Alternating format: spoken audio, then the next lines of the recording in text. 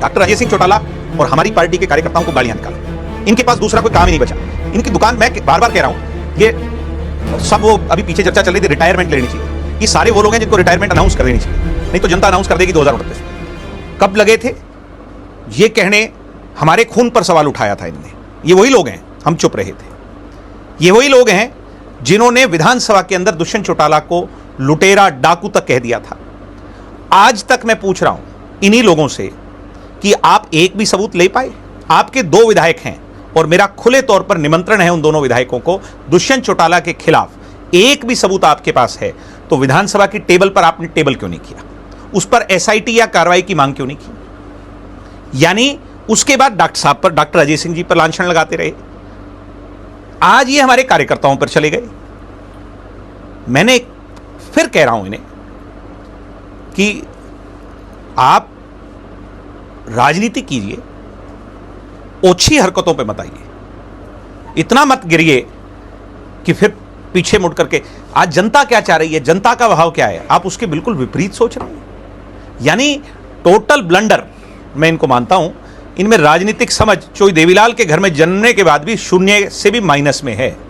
किसी की इज्जत नहीं कर सकते तो कम से कम किसी को खड़े होकर के उसको क्रिटिसाइज करने का वो नहीं है, आपकी हैसियत भी नहीं है और आपको अधिकार भी नहीं है। आप हमारे से लड़िए, हमारे कार्यकर्ताओं के परिवार पर जा रहे हैं कि उनके घर कोई रिश्ता करेगा या नहीं करेगा, कैसे सह लेगा भाई कोई? और इनसे कोई डरने वाला नहीं। पिछले दिनों कहने लगे ओम प्रकाश चौटाला जी की फोटो लगाओगे तो मैं जूता निकालूंगा।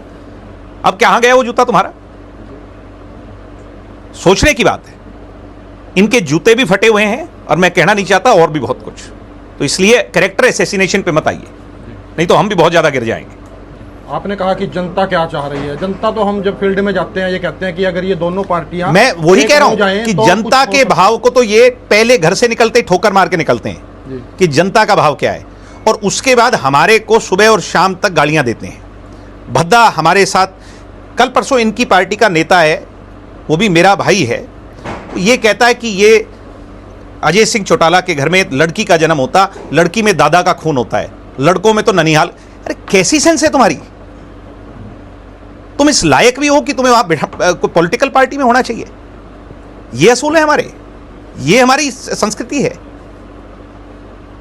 हम कुछ नहीं बोलते, हर बात कड़वा घूंट पी करके चुप रहते हैं, मगर इनको बहुत दर्द होगा जिस दिन हमने बोलना शुरू कर दिया। तो मतलब आप जनता के भाव के साथ हो कि जनता कहती है कि दोनों इकट्ठे हो? मैं जनता के भाव कितनी बार कहूं कि जनता के भाव को जो अनछुआ करेगा, जो उसे नहीं पहचानेगा, वो चोट खाएगा।